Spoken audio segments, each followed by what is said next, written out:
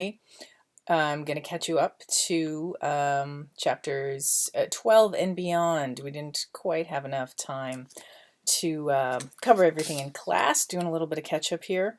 So, just going to do a bit of a recap of what we talked about in class. There was a big ramp up when we get into the second section of the book, which I'm going to remind you is really going to correlate to the second act of a movie or a really good story in that three-act structure that we've been looking at that Pixar uses, that kind of inherited from Aristotle way back to 2000 plus years ago in Greek, the structure of Greek drama. So leading up to, we're going to go into chapter 12, but leading up into that, we have Lawrence Levy learning about the horrible deal that Jobs and he felt they had with Disney that led Levy to think about a business strategy of how to get this company out of the toilet, essentially, because all they were doing was sure winning awards and stuff like that and doing great stuff, but just losing money. Jobs would write $1 million check every couple of months for basically 10 years to keep people on payroll. So he came up with a 4 pillars plan of how to make Pixar a profitable, a successful company, and it involved, having an IPO, quadrupling their market share, becoming a global brand. So then he talks about the goal of doing an IPO and how Steve Jobs pushed him really hard to do it sooner than he thought was possible, but Steve Jobs, being the visionary that he was, he knew that if they could make if they could make Toy Story, mind you, a hit, Toy Story, a big hit, that they could do it. So he knew that he could create another incredible phenomenon like the first Apple computer. And he did an IPO with Apple, and it was massively successful. So then the next big challenge that somehow Levy tackled was finding a board of directors, people who would want to be on and put their name forward for this company that really was financially struggling, creatively wonderful, but financially struggling. So that worked. And then the next thing was you got to get an investment bank if you want to go onto the stock market for the first time with an IPO, which is an initial public offering. So this is just review from this week, but let's just go over it one more time. So they had to get investment bankers on board, and Steve Jobs, being who he was incredibly confident that they could get the biggest, most successful, most prestigious investment bankers, and he wanted the 2 most prestigious ones. And that was sort of the cliffhanger that we were left on. And what I tried to emphasize in class was that this is the section that we just talked about, and the section that we're going into now, is really the middle of the story, the second act, where all sorts of really fun stuff happens. And when you're using that language of story structure from Pixar, it's the middle part where, and because of that, and because of that, and because of that, so Marlin's chased by the shark, Dory and him get stuck with all the jellyfish. So it's obstacle after obstacle after obstacle after obstacle. Bad deal with Disney, losing money, want an IPO, that's unrealistic. How do you go public with a company that really isn't solvent, that just loses money all the time? So tons and tons and tons of obstacles here. And it builds an incredible amount of tension. Now, is that what happened day to day? There's lots that you leave out when you tell a story, right? It's a memoir, it's based on reality, but he's structuring the story in this classic structure that worked for all the Pixar movies, and it really works for this book. It makes it entertaining, it makes it a fun read. So, the last section really doesn't have much to do with the Pixar story in the book, section 4. It's a very short resolution. The real drama of the story is section 1, 2, and 3. So anyhow, we're at the exciting end of Act 2 here, and where we keep asking the question, because of that, because of that, because of that. And chapters 12 to 17 is what I'm going to talk about briefly here. So a lot happens in this section. And you'll notice that a lot of the chapters are really short. So it's like an action sequence, short chapters. It's the middle of the story. This isn't, when you think about the hero's journey, this is all these tests that happen in the middle. So you've got your mentors, your allies, your tests, and then all this stuff starts to happen. And we're kind of getting into that territory of, the innermost cave and the supreme ordeal. And I would say the innermost cave is when, Jobs is just completely down in the dumps because they don't think they're going to get the IPO, and he sees an opportunity, right? He sees that they could make millions and millions of dollars, but these two investment banks say to him, no. He's not used to no. He got kicked out of Apple. That didn't feel good. He thought he could turn it around with Pixar, but it took a long time. So high stakes, cliffhangers, all that. Really great elements of good drama. So in chapter 12, that's where the overconfident Steve Jobs is stunned. He's completely stunned that they would say no to him. Now, these two really high-end investment banks, I mean, any investment bank is going to be a high-end deal, but Goldman Sachs, Morgan Stanley, great reputations. They were thoroughly impressed with Pixar. They listened, they really took it in, and they saw the potential. But it was just too risky. And for such high-profile companies, it's just not the kind of risky thing they're going to do. Not interested in going with, Silicon Valley upstarts that really, though they might have a great idea, they really don't have a good plan of how to make it work. So having a good idea, having an invention, that's only one fraction of it, as the business students in class will tell you. Then, there's all the other stuff. There's the marketing and the distribution and everything else that we touch on in this book. It's a really fun way to kind of get some really simple basic lessons about business and entertainment and business in particular.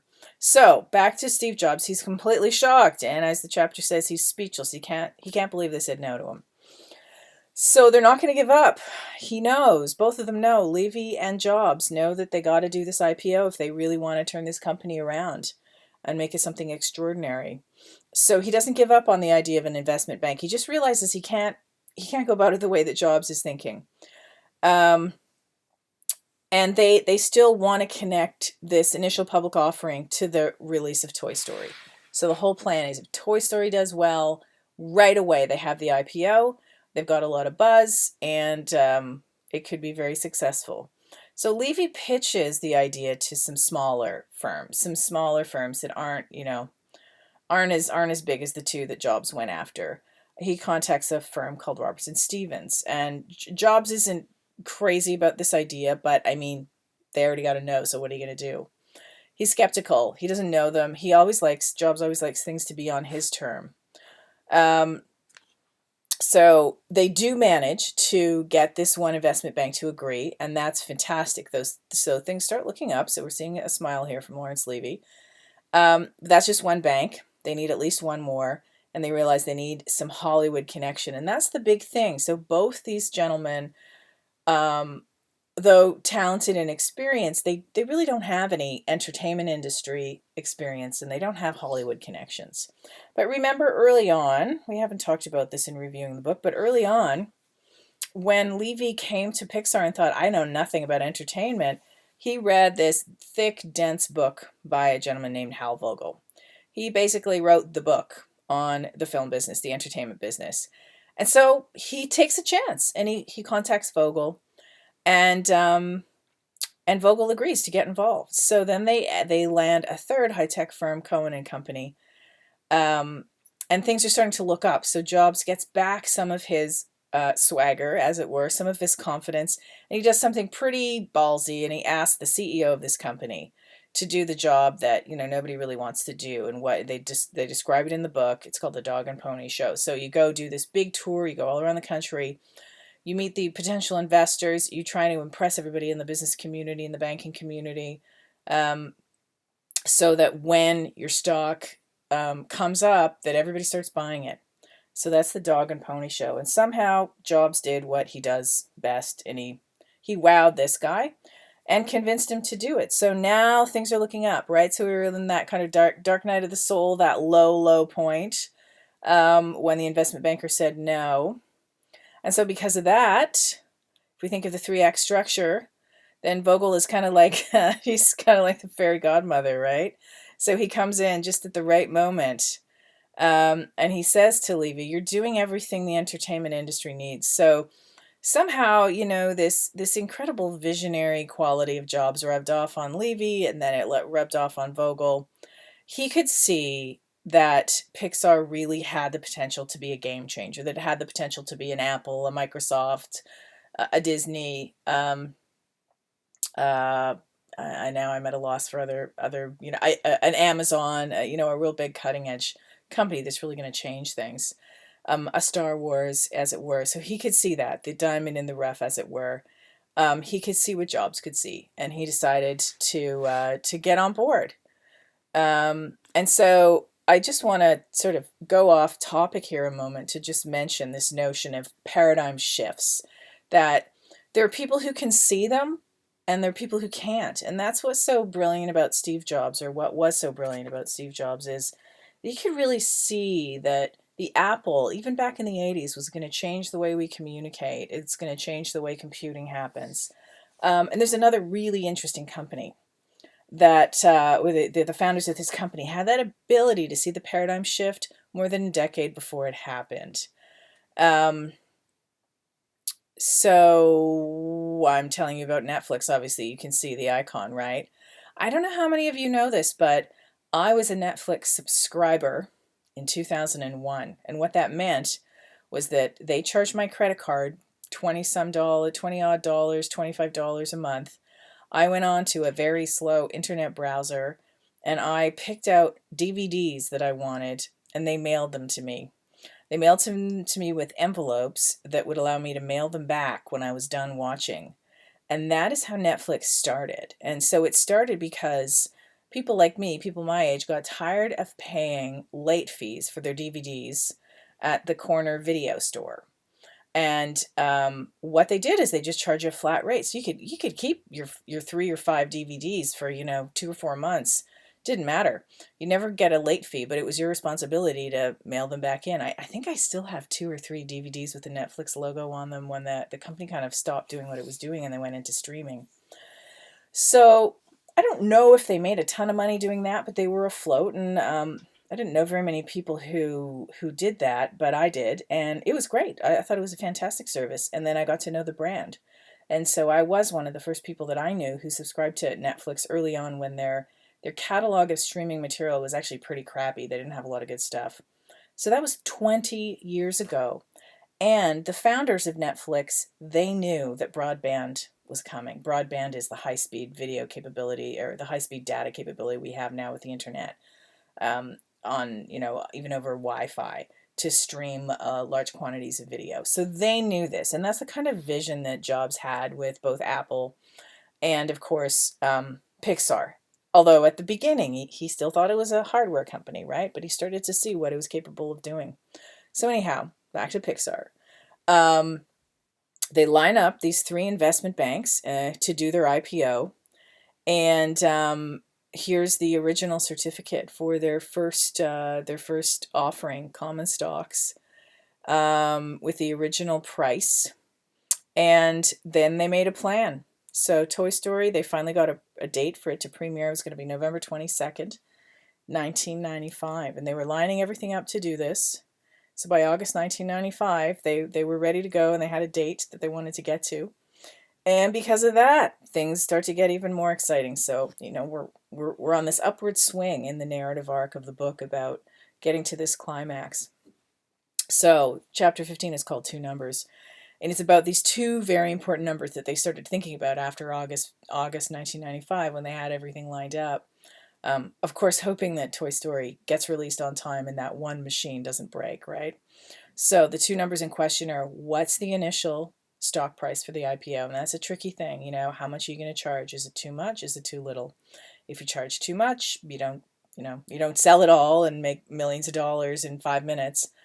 And what they thought would be critical in getting people interested in buying, and buying high, would be how well that the film did, Toy Story, on the first weekend, the box office. So because they were going to go public right after the first weekend. So everything depended on how well that film would go the opening weekend, how Disney marketed it. Remember, in the last couple of chapters, there was this talk about it, the trailers they wanted to do, the way they wanted to market. They didn't get it. They didn't understand co-viewing. They didn't understand that this was a movie that adults would want to see, that adults would like the stars who were in the movie, and they would take their kids to see it. So those 2 numbers were really critical. And here's a quote from the book. What opening weekend of box office would make you feel really good? Steve asked me when we were taking a walk in Palo Alto one Saturday afternoon. Anything above 10 million, I said. Even if we hit 8 million, we're on board. Now that's the lawyer talking, right? Like, that's the financial guy talking. He's conservative. He's careful. He doesn't take risks. But then there's the visionary, and he says, my number's 15, Steve said. If we had 15 to 20, they'll project a total domestic box office of over 100 million, and no one will question Pixar's arrival. And of course, that means they'll do really well on the stock market. So the first weekend had been seen as the predictor of this film's potential box office success, of any film's potential box office success. The first weekend's really important. That's why if you're a big film fan, you want a film to do well, go out on Friday night, go see the movie. That Friday night figure is a really, really big, important thing. So they'd hope for 10 to 15 to launch what they thought was going to be their successful IPO. Remember, they wanted to get 75 million from their IPO to become a much more liquid, much more solvent company. Here's another side note about the first weekend. So because the first weekend's so critical, what'll happen is after the first weekend, the theaters will decide if they want to keep the film around for another week. So if nobody goes to see it, they're going to cancel it. Film's probably going to bomb. It's really hard for it to do well unless it's kind of a sleeper and critics say it's great and then it gets an Oscar nomination. So the first weekend's really important, and still to this day there's an organization in Canada called the First Weekend Club. And what they do is they try to get the word out whenever there's a new Canadian film, a good film. They want people to go see it on the first weekend because that number, it isn't the sole determinant of a film's success, but it's a really big one. And so the film companies are going to be trying to get good reviews out on the Wednesday or the Thursday before the Friday night. Friday night's really critical, and try to get the first weekend really humming. So back to Pixar, they're really focused on, can we do it? Can we do it? Are we going to get a good first weekend? So Jobs fretted. He was confident, but he didn't want to go too low. So the investment bankers, of course, again, being bankers, being risk averse, being careful, they suggested $12 to $14 a share. But what actually happened was Toy Story was such a huge success. It broke records on the first weekend, and it had a $30 million first weekend. So remember, Levy was hoping for maybe 10, and Jobs was saying 15. So the initial stock price for Pixar was set at 22, and with projections of Pixar doubling the $75 million it hoped to raise with its 4 pillars business plan. Alrighty, because of that, we get to chapter 17, and the Pixar, that's the stock ticker code there, code icon, code, I guess. And a great end to Act 2 of the book, where everything's looking up. Everybody's happy because the Pixar stock was originally to be offered at 22, but when trading started that day after the massive success on the weekend, people went crazy, and it started trading right off the bat at 47. But the share ended that day at a very, very respectable $39 per share. And overnight, Jobs became a billionaire. Now, of course, that's a billionaire on paper, right? A billionaire on paper based on the value of the stock. But yeah, an amazing, amazing success. Huge, huge success story. It was the biggest IPO of the year, and it edged out...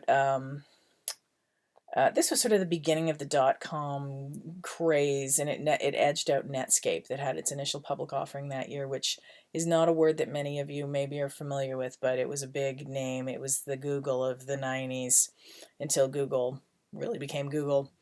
And it wasn't, like I said, it wasn't overnight because he'd actually been working on this for about a decade, and he'd invested $50 million into it. So it was a huge success. And I want you to keep thinking as you keep reading the book, again, about the story structure, whether it be the hero's journey or the story beats that Pixar uses in their own stories. About once upon a time, there was a guy, Steve Jobs. He was looking for a comeback, and he contacted Lawrence, and they checked out what was going on with Pixar, and then Lawrence decided that he was going to jump on board this sinking ship and try and help save, the creative genius that was inside the sinking ship. We just went through the middle of the book and all of the crazy challenges that happened to get the huge Toy Story release, but more importantly for Lawrence Levy, the financial foundation and the financial success that allowed Pixar to have 20, almost every single one of them, blockbuster hits, except for maybe The Good Dinosaur, feature films, and so many Oscar wins.